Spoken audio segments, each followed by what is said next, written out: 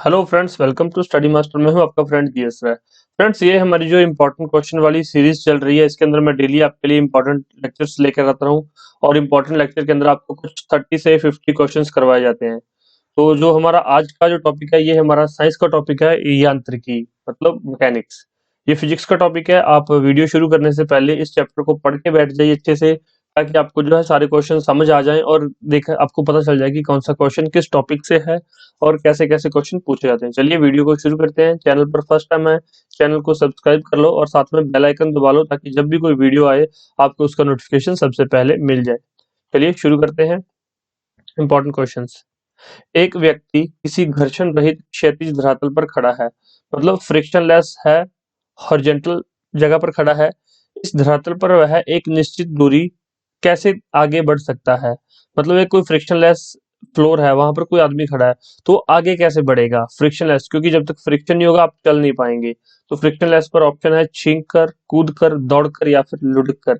ये सीडीएस 2017 का second paper है, उसमें ये क्वेश्चन पूछा गया है। काफी इंपॉर्टेंट क्वेश्चन है। तो राइट आंसर क्या है? छींक कर। बहुत बार ये क्वेश्चन अलग अलग एग्जाम्स में पूछा गया है। नेक्स्ट क्वेश्चन देखते हैं। निम्नलिखित में से किसका सहित केंद्र वस्तु के बाहर होता है? देख लीजिए, यहाँ पर आपके पास चार ऑप्शंस दिए गए हैं। किसका सहित केंद्र वस्तु के बाहर होता है? फाउंटेन पेन, क्रिकेट की गेंद, रिंग या फिर पुस्तक। तो एक रिंग ही ऐसी चीज है जिसका जो है सहित केंद्र वस्तु के बाहर होता है। तो ये भी सीडीएस में पूछा गया क्वेश्चन है। अब सीडीएस यूपीएससी एग्जाम कंडक्ट करवाती है, तो आप देख सकते हैं कितने इंपॉर्टेंट क्वेश्चन हैं ये। दो समान द्रव्यमान की वस्तुओं की गतिज ऊर्जाओं का अनुपात 4:9, 4:9 है, तो उनके वेगों का अनुपात क्या होगा? बहुत इंपॉर्टेंट क्वेश्चन है और इसी फॉर्म में ये क्वेश्चन पूछ लिया जाता है। कई बार क्या होता है, यहाँ पर जो वैल्यूज है वो चेंज कर दी जाती हैं, लेकिन आंसर में कोई ज्यादा फर्क नहीं आता। तो देख लीजिए, इसका राइट आंसर क्या है? 2:3। नेक्स्ट क्वेश्चन देखो। निम्नलिखित में से कौन सी एक सदिश राशि है? निम्नलिखित में से कौन सी एक सदिश राशि है? दो तरह की राशियां होती हैं, दो तरह की यूनिट्स होते हैं, सदिश राशि और अदिश राशि। सदिश मतलब जिसके अंदर दिशा भी होती है, यूनिट के साथ साथ डायरेक्शन भी दे रखी होती है, और अदिश जिसमें सिर्फ और सिर्फ मैग्नीट्यूड होता है, कोई डायरेक्शन नहीं होती। तो देख लीजिए, संवेग, दाब, ऊर्जा या फिर कार्य है। तो कौन सी है? संवेग एक सदिश राशि है। ठीक है, राइट आंसर है ए। नेक्स्ट क्वेश्चन पर चलते हैं। तेल से भरा हुआ तेल का एक टैंकर समतल सड़क पर आगे की ओर एक समान त्वरण से जा रहा है। तेल का मुक्त पृष्ठ सरफेस टेंशन क्या रहेगा? क्षैतिज बना रहेगा, क्षैतिज से इस प्रकार आनत होगा कि पिछले सिरे पर कम गहराई होगी, क्षैतिज से इस प्रकार अनंत होगा कि पिछले सिरे पर अधिक गहराई होगी, या फिर परवलयीय वक्र का आकार लेगा। अब आप एक काम कीजिए, फटाफट से आंसर मत कीजिए, पहले इस क्वेश्चन को पढ़िए, पढ़ के अपने माइंड में इमेज बनाइए कि तेल का एक टैंकर भरा हुआ जा रहा है, उसके अंदर तेल भरा हुआ है, तो तेल का पृष्ठ तनाव क्या होगा? अब उसमें कौन कौन सी फोर्सेस लग रही हैं? वो आगे की तरफ चल रहा है, अब आगे की ओर चल रहा है समान त्वरण के साथ, तो उसमें क्या कुछ चेंजेस होंगे? अपने माइंड में एक इमेज क्रिएट कीजिए, फिर इसका आंसर दीजिए। राइट आंसर क्या है? परवलय वक्र का आकार लेगा वो। ये आईएएस में पूछा गया क्वेश्चन है, और इस तरह से खुद को आपको, मतलब आप ये जितनी मर्जी बुक्स पढ़ लीजिए, चाहे 10th की एनसीईआरटी पढ़ लीजिए, चाहे साइंस दान की कोई बड़ी से बड़ी पुस्तक पढ़ लीजिए, ये क्वेश्चन वहां पर नहीं दिया हुआ है, ये क्वेश्चन कहीं पर भी नहीं दे रखा, लेकिन ये क्वेश्चन बना है। अगर आपको त्वरण के बारे में पता है, तेल की यहाँ पर आपको जो तेल की जितनी भी क्वालिटीज हैं वो पता है, तेल की प्रॉपर्टीज पता है, तभी आप इसका आंसर दे पाएंगे। नेक्स्ट क्वेश्चन देखिए। निम्न कथनों पर विचार कीजिए। एक तीक्ष्ण वृत्ताकार पथ पर तीव्र गति से जाता हुआ चार पहियों वाला वाहन। देख लीजिए, एक तीक्ष्ण वृत्ताकार पथ पर तीव्र गति से जाता हुआ चार पहियों वाला वाहन क्या करेगा? चार ऑप्शन है यहाँ पर। बाहरी पहियों पर उल्टेगा, अंदर के पहियों पर उल्टेगा, बाहर की तरफ फिसलेगा या फिर अंदर की तरफ फिसलेगा। चार ऑप्शन यहाँ पर आपके पास दे रखे हैं, आप लोग देख लीजिए राइट आंसर क्या होगा, फटाफट से मुझे भी बता दीजिए। एक फिर से एक बार क्वेश्चन को पढ़िए कि चार पहियों वाला एक वाहन है, तो वो तीव्र गति पर बहुत तेज गति से जा रहा है, तीव्र गति से जा रहा है, तो कौन कौन से आंसर होंगे? तो फिर मैंने आपको बताया कि अपने माइंड में इसका आंसर आप लोग इसकी एक इमेज बना लिया करो, कि पहला तो अगर बहुत तेज गति से जाएगा तो बाहर की तरफ उल्टेगा, पहला ऑप्शन ठीक है यहाँ पर। दूसरा ऑप्शन है अंदर की तरफ उल्टेगा, तीसरा है बाहर की तरफ फिसलेगा या फिर अंदर की तरफ फिसलेगा। अब इतना तो आपको समझ आ गया है कि बाहर की तरफ उल्टेगा तो वो बाहर की तरफ ही फिसलेगा। ठीक है, तो राइट आंसर क्या है? ए। 1 और 3 ये दोनों यहाँ पर सही उत्तर हो गए। नेक्स्ट क्वेश्चन देख लीजिए। निम्नलिखित में से कौन सी सदिश राशि है? निम्नलिखित में से कौन सी सदिश राशि है? ऑप्शन देख लीजिए यहाँ पर, समय, चाल, विस्थापन या फिर दूरी। राइट आंसर क्या है? विस्थापन यहाँ पर एक सदिश राशि है। नेक्स्ट क्वेश्चन पर चलते हैं। पदार्थ के संवेग, मोमेंटम और वेग के अनुपात में कौन सी भौतिक राशि प्राप्त की जाती है? पदार्थ के संवेग, मोमेंटम और वेग के अनुपात से कौन सी भौतिक राशि प्राप्त की जाती है? वेग, त्वरण, द्रव्यमान या फिर बल। बताइए कौन सी भौतिक राशि प्राप्त की जाती है? राइट आंसर क्या है? द्रव्यमान। यहाँ पर दूसरी तरफ देखिए, त्वरण ज्ञात करने पर सही सूत्र कौन सा है? त्वरण ज्ञात करने का सही सूत्र कौन सा है? A is equal to we minus you upon t, a is equal to v plus u t, v plus u t, a is equal to v plus u upon t, d is equal to v plus u upon two. तो ये चार option यहाँ पर दिए गए हैं आपको। अगर आपको ये इक्वेशन याद है तो आप इसका आसानी से आंसर कर पाएंगे। राइट आंसर क्या है? A is equal to we minus you upon T. ये बिल्कुल सही आंसर है, आप इसको याद कर लीजिए। 3 इक्वेशंस होती हैं, बताइए नीचे कमेंट करके कौन कौन सी इक्वेशंस होती हैं। न्यूटन का पहला गति नियमन संकल्पना देता है, तो न्यूटन का जो फर्स्ट लॉ है वो क्या कहता है? ऊर्जा की, कार्य की, संवेग की या फिर जड़त्व की। बिल्कुल आपको पता होना चाहिए, वो जड़त्व की जो है संकल्पना देता है कि कोई भी चीज है, कोई भी बॉडी है, अगर वो अपनी स्टेट रेस्ट की स्टेट में तो वो रेस्ट में रहना चाहिए, अगर वो मोशन में है तो वो मोशन में रहना चाहिए, जब तक कि उस पर कोई बाहरी बल नहीं लगता, मतलब उस पर कोई एक्सटर्नल फोर्स एक्ट नहीं करता, तब तक जो बॉडी अपनी इनिशियल पोजीशन है उसको गेन करने की कोशिश करती है। हवाओं की ऊर्जा होती है, हवाओं के अंदर जो एयर होती है, एयर में कौन सी ऊर्जा होती है? केवल स्थितिज ऊर्जा या गतिज ऊर्जा, विद्युत या फिर स्थितिज और गतिज, दोनों तरह की ऊर्जा हवा के अंदर होती है। थोड़ा सा अपने माइंड में सोचिए क्या होगा। तो हवा गति करती है, गति से ही जो आपने देखा होगा टरबाइन्स होती हैं, टरबाइन के ब्लेड घूमते हैं तो उसके अंदर गतिज ऊर्जा होती है, वो गति करती हैं हवाएं। ये नहीं कि हवा ऊपर है, ऊपर से नीचे आ रही है, ऐसा नहीं है, स्थिति से नहीं होती, गतिज ऊर्जा होती है हवाओं के अंदर। नेक्स्ट क्वेश्चन देखिए, वॉशिंग मशीन प्रक्षालन मशीन का कार्य सिद्धांत क्या है? अब वॉशिंग मशीन किस सिद्धांत पर काम करती है? बिल्कुल सिंपल सा क्वेश्चन है, वॉशिंग मशीन किस सिद्धांत पर काम करती है? तो पहला ही ऑप्शन ठीक है, अप केंद्रण पर वॉशिंग मशीन काम करती है। नेक्स्ट क्वेश्चन देखिए, एक ट्रेन जैसे ही चलना आरंभ करती है उसमें बैठे हुए यात्री का सिर पीछे की ओर झुक जाता है, इसका कारण क्या है? तो आपने देखा होगा जब आप गाड़ी में बैठते हैं या फिर बस में बैठते हैं, जब एकदम से बस गाड़ी या ट्रेन चलती है तो आपका सिर पीछे की तरफ झुक जाता है थोड़ा सा, ऐसा क्यों होता है? स्थिरता का जड़त्व, गति का जड़त्व, जड़त्व आघूर्ण या द्रव्यमान का संरक्षण। क्या होगा? खुद से सोचिए। स्थिरता का जड़त्व, जो बॉडी जो भी कोई भी चीज अपनी जो इनिशियल स्टेज में वो उसी में रहना चाहेगी, तो हमारी बॉडी जो है ट्रेन के अंदर रेस्ट में रहती है तो वो रेस्ट में ही रहना चाहती है अपनी इनिशियल पोजीशन पे, लेकिन ट्रेन आगे चलती है तो बॉडी पीछे रह जाती है। ठीक है, पीछे की तरफ थोड़ा सा धक्का देती है। नेक्स्ट क्वेश्चन देखिए यहाँ पर, रॉकेट किस सिद्धांत पर कार्य करता है? जो रॉकेट होता है वो किस सिद्धांत पर कार्य करता है? न्यूटन का तृतीय नियम, तो पहला ही आंसर बिल्कुल ठीक है कि न्यूटन के तीसरे सिद्धांत पर यह कार्य करता है। Every action there is an equal and opposite reaction, मतलब कुछ आगे की तरफ अगर जाएगा तो पीछे की तरफ भी उतना ही धक्का लगेगा। जो बंदूक से गोली निकलती है वो भी न्यूटन के तीसरे नियम पर ही काम करती है। नेक्स्ट देखिए, पत्थर का ठोकर मारने से व्यक्ति को चोट लगने का कारण क्या है? जो पत्थर को ठोकर मारता है, ठोकर मारने से व्यक्ति को चोट लगने का कारण क्या है? जड़त्व, वेग, प्रतिक्रिया या फिर संवेग। तो प्रतिक्रिया, रिएक्शन, क्योंकि पत्थर को ठोकर लगी उतनी ही ठोकर व्यक्ति को लगेगी, पत्थर को दर्द नहीं होगा लेकिन व्यक्ति को दर्द होगा, उसको चोट लग जाएगी। नेक्स्ट क्वेश्चन देखिए, एक समान गति वाला पिंड, एक समान गति वाला पिंड क्या हो सकता है? त्वरित नहीं होता, त्वरित हो सकता है, हमेशा त्वरित होता है या फिर एक समान वेग होता है। राइट आंसर क्या है?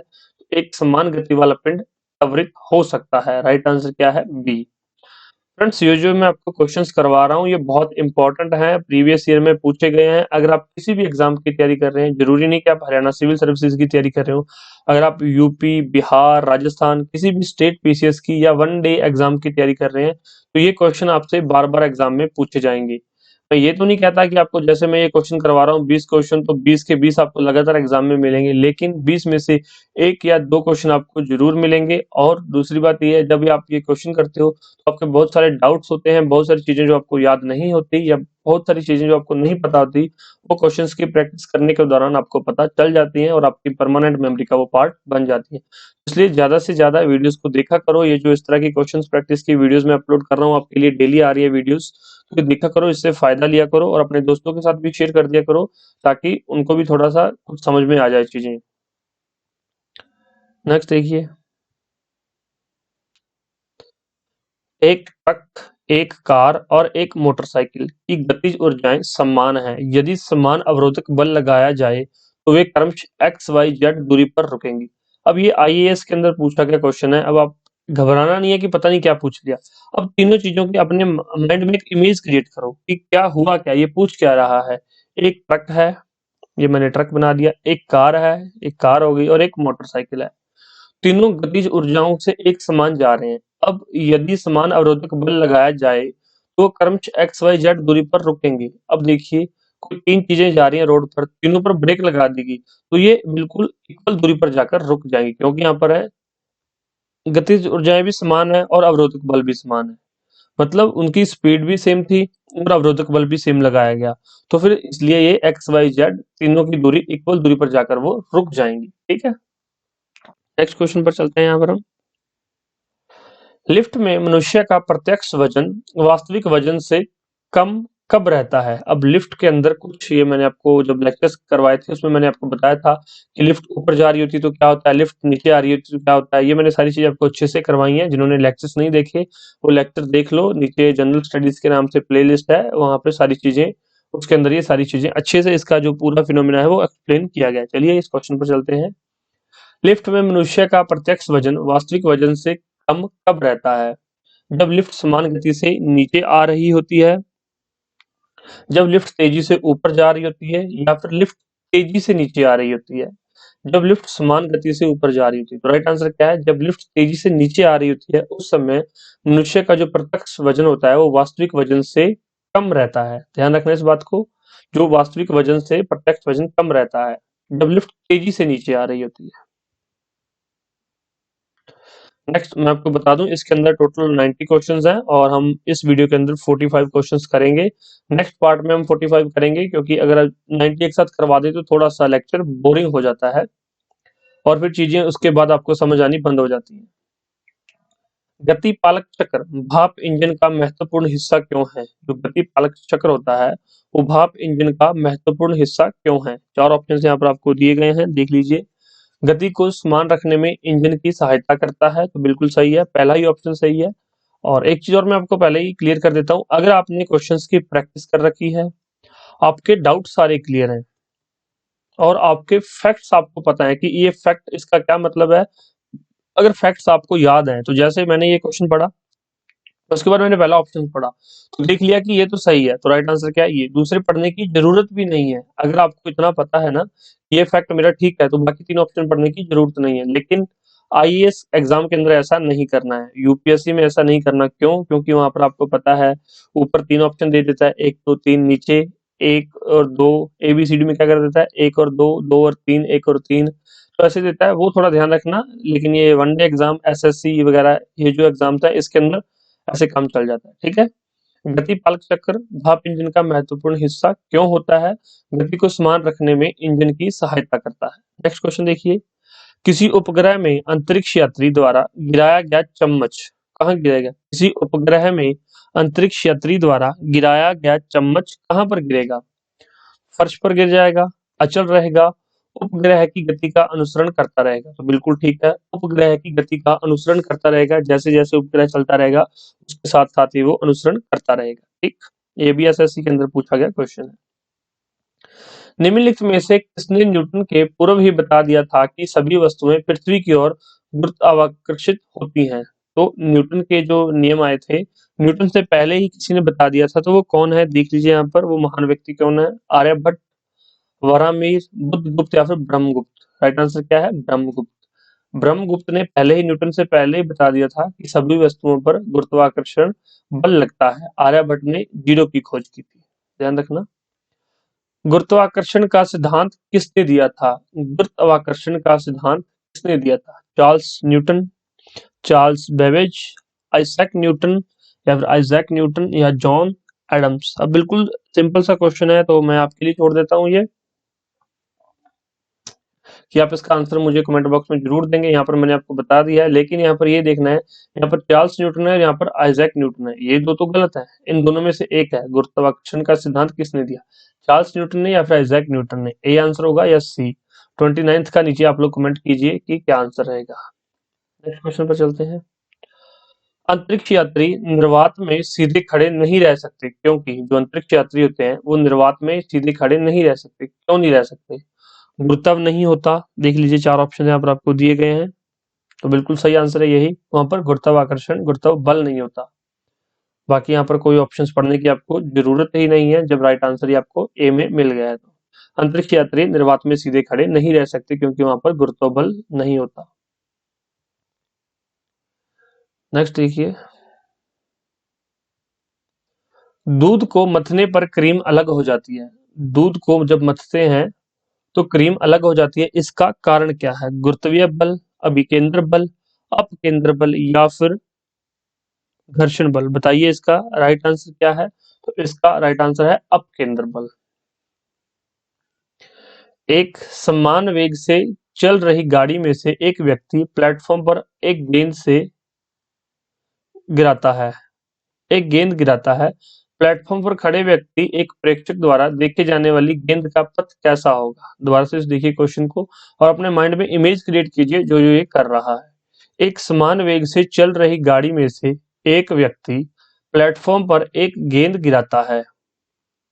प्लेटफॉर्म पर एक खड़े एक प्रेक्षक द्वारा देखे जाने पर गेंद का पथ कैसा होगा? अब गेंद का हमें पथ बताना है। कोई ट्रेन चल रही थी, ट्रेन में से किसी व्यक्ति ने एक गेंद को, एक बॉल को बाहर गिराया है, तो उसका पथ यहाँ पर पूछा है।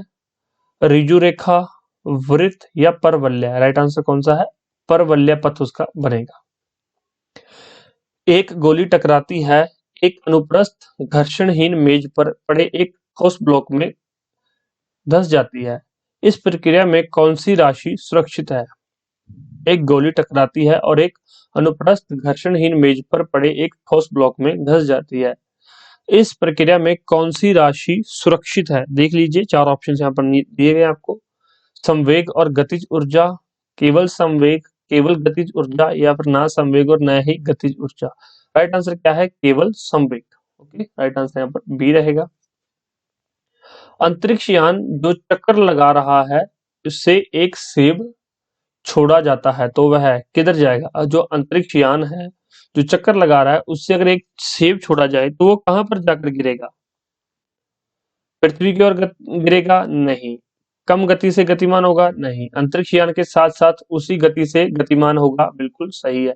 जैसे हमने इससे पहले एक चम्मच वाला क्वेश्चन किया था, उसी तरह से ये भी सेम क्वेश्चन है। तो ये यूपीपीएससी प्री 2010 में ये भी ये क्वेश्चन पूछा गया है।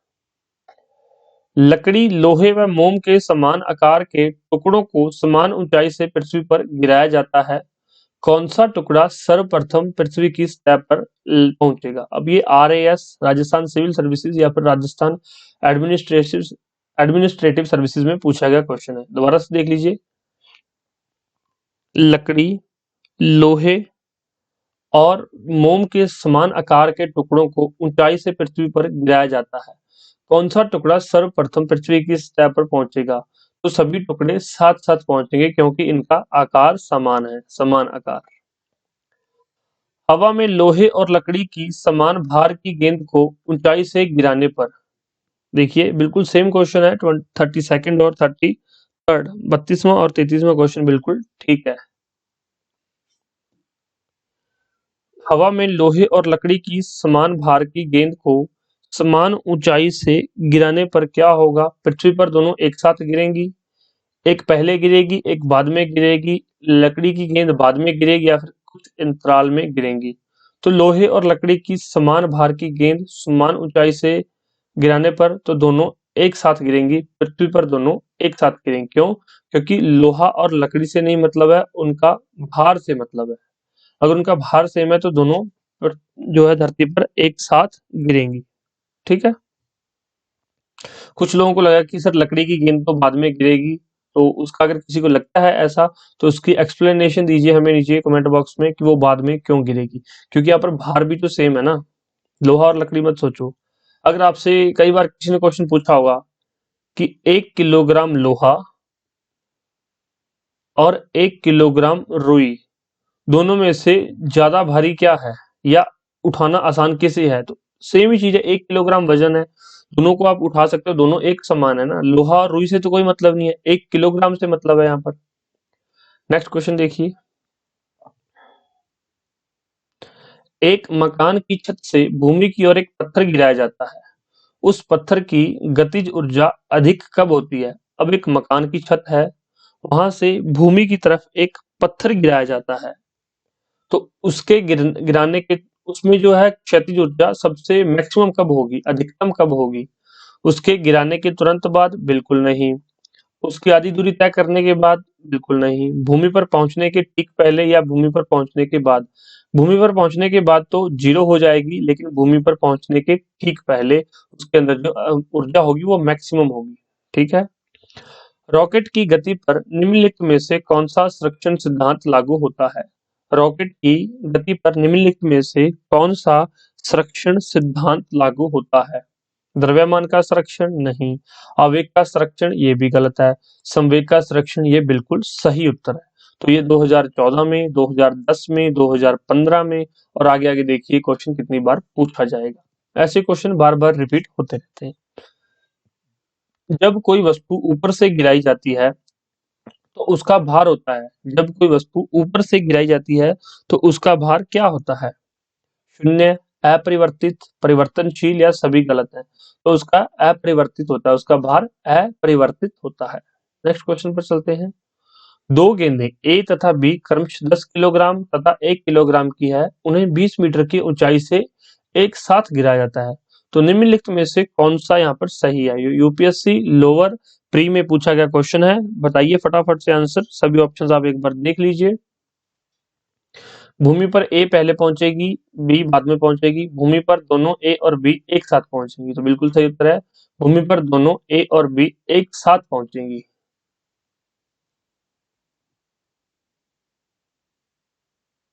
नेक्स्ट क्वेश्चन पर चलते हैं। यहाँ पर हम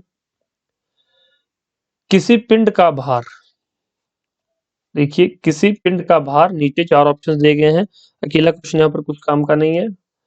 किसी पिंड पिंड का भार पृथ्वी तल पर सभी जगह समान रहता है? नहीं।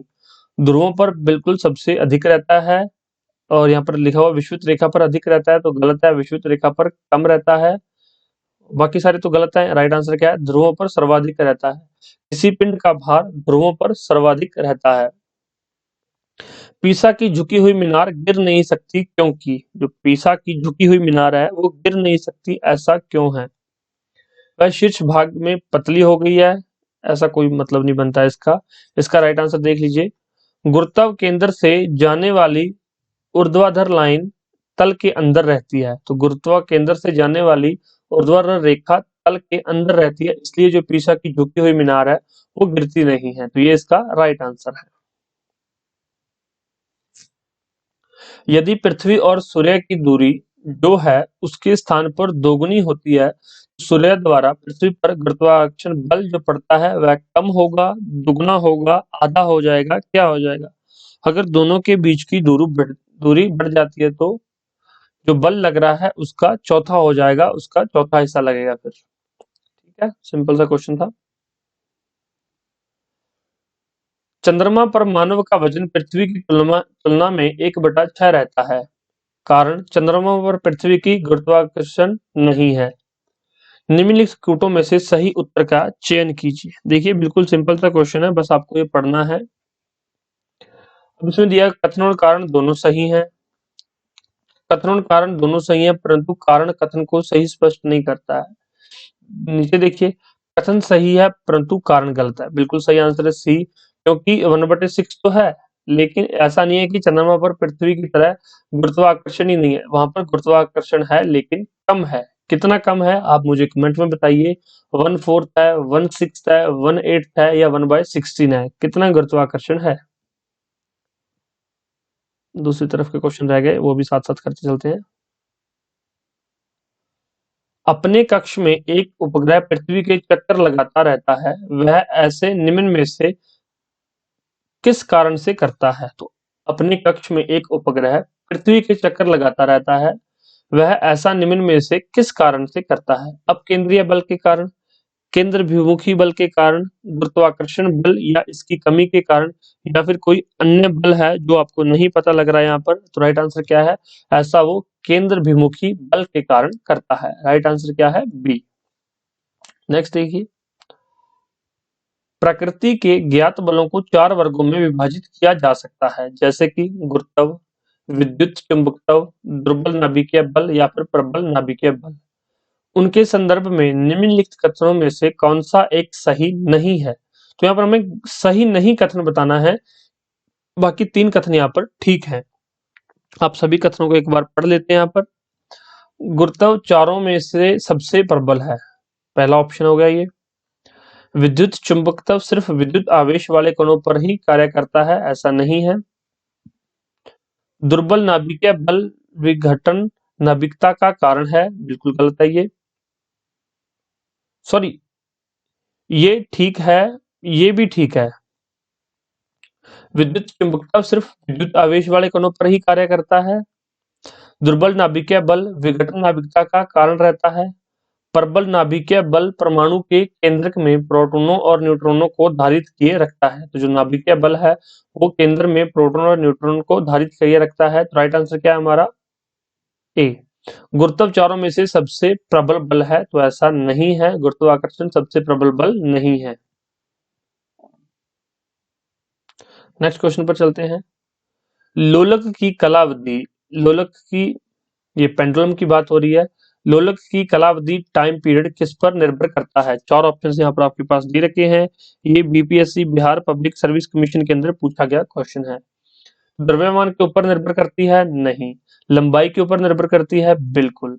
तो जो हमारा पेंडुलम होता है, ऐसा कुछ पेंडुलम बना होता है, मान लीजिए कि ये रस्सी है, इससे कुछ बाहर लटका, उसको पेंडुलम बोलते हैं। तो जितनी ये लंबाई है, इस पर होता है कि उसका टाइम पीरियड क्या है। तो लंबाई के ऊपर निर्भर करती है टाइम पीरियड, कालावधि, लोलक की कालावधि। ठीक है, यहाँ पर ये हमारा 45th क्वेश्चन है। इससे पहले दूसरी तरफ के क्वेश्चन हम देख लेते हैं। मानव शरीर का भार होता है कितना? ध्रुवों पर अधिकतम होता है, पृथ्वी के सतह पर सब जगह एक समान रहता है, तो ये तो आपको पता होना चाहिए। विषुवत रेखा पर अधिकतम होता है या फिर मैदानी भागों की अपेक्षा पर्वतों पर अधिक रहता है? तो मानव शरीर का भार ध्रुवों पर अधिक रहता है। यदि पृथ्वी का गुरुत्वाकर्षण बल अचानक लुप्त हो जाए तो निम्नलिखित में से कौन सा परिणाम सही होगा? अब मान लीजिए ग्रेविटेशनल फोर्स एकदम से 0 हो जाए तो निम्नलिखित में से क्या होगा? वस्तु का भार 0 हो जाएगा परंतु द्रव्यमान वही रहेगा। बिल्कुल सही है। जब ग्रेविटी 0 हो जाएगी तो वेट 0 हो जाएगा, भार 0 हो जाएगा, बट द्रव्यमान जो मैटर का साइज होगा वो सेम रहेगा। तो राइट आंसर क्या है? ए। बाकी चाहे आप ना ही पढ़ें तो भी काम चल जाएगा। पृथ्वी के चारों ओर परिक्रमा कर रहा कृत्रिम उपग्रह है, इसलिए पृथ्वी पर नीचे नहीं गिरता क्योंकि पृथ्वी का आकर्षण। बताइए, नीचे देखिए, यहाँ पर 4 ऑप्शंस दे रखे हैं। दोबारा से क्वेश्चन पढ़ते हैं एक बार। पृथ्वी के चारों ओर परिक्रमा कर रहा कृत्रिम उपग्रह इसलिए पृथ्वी पर नहीं गिरता क्योंकि पृथ्वी का आकर्षण। तो क्या है पृथ्वी का आकर्षण? उतनी दूरी पर अस्तित्वहीन होता है। गलत। चंद्रमा के आकर्षण से निष्क्रिय हो जाता है, ऐसा नहीं हो सकता। नेक्स्ट ऑप्शन देखिए यहाँ पर। उसकी नियमित चाल के लिए आवश्यक गति प्रदान करता है, ये भी नहीं है। उसकी गति के लिए आवश्यक त्वरण प्रदान करता है। तो राइट आंसर क्या है? उसकी गति के लिए आवश्यक त्वरण प्रदान करता है। अब आप एक चीज देखिए इस क्वेश्चन के अंदर जो मैंने अभी आपको करवाया है। यहाँ पर ये क्वेश्चन यूपीपीएससी प्री 2006 के अंदर ये पूछा गया, 2006 में। उसके बाद सेम क्वेश्चन आईएएस 2011 में भी पूछा गया। आप आईएएस का पेपर उठा के देख सकते हैं, आईएएस 2011 में भी एक क्वेश्चन पूछा गया। तो पहले यूपीपीएस ने पूछा है, फिर ये क्वेश्चन आईएएस ने पूछ लिया। तो अब देख सकते हैं आप लोग, क्वेश्चन कोई भी कहीं से भी क्वेश्चन पूछ सकता है। इसलिए अगर आप किसी भी एग्जाम की तैयारी कर रहे हैं, चाहे वो आप यूपीएससी आईएएस की प्रिपरेशन कर रहे हैं, चाहे आप हरियाणा सिविल सर्विसेज की प्रिपरेशन कर रहे हैं, UP PCS, Rajasthan PCS, MP PCS, या फिर किसी भी वन डे एग्जाम की तैयारी कर रहे हैं, जो कि एसएससी होते हैं या फिर कोई भी पुलिस का एग्जाम हो, वन डे एग्जाम की तैयारी कर रहे हैं, तो ये क्वेश्चन आपके जो है बहुत ज्यादा फायदेमंद रहेंगे, आपको बहुत हेल्प मिलेगी इन क्वेश्चन से। डेली प्रैक्टिस किया करो, चैनल पर डेली एक वीडियो अपलोड की जाती है, उससे आपको बहुत ज्यादा हेल्प मिलेगी। अगर इसकी पीडीएफ चाहिए तो आप डिस्क्रिप्शन बॉक्स में लिंक है, वहां पर जाकर टेलीग्राम ज्वाइन कर लीजिए। टेलीग्राम पर आपको इसकी पीडीएफ बिल्कुल फ्री मिलेगी, वहां से आप डाउनलोड करके क्वेश्चंस की पहले प्रैक्टिस कर लो, बाद में आप इसके आंसर चेक कर सकते हैं। चलिए, thank you so much, take care, bye bye, God bless you all, आपका दिन शुभ रहे। और वीडियो के नीचे कमेंट कर देना कि आपको वीडियो कैसी लगी है, और कुछ चेंजेस चाहते हैं तो वो भी बता दीजिए। Thank you so much, video को लाइक करना बिल्कुल ना भूलें।